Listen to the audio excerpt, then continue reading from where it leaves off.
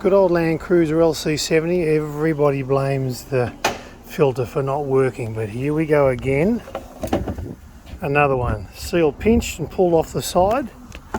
We're going to explain this phenomenon.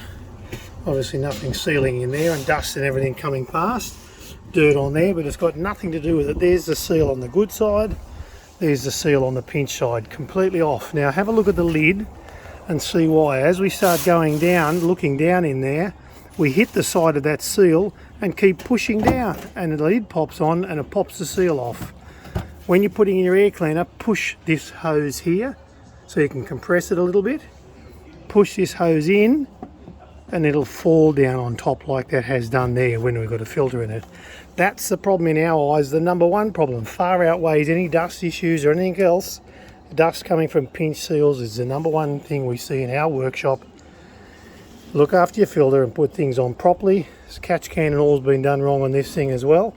And if they're looked after properly and done correctly, everything works. But when it's not, of course, it'll be Facebook disasters everywhere.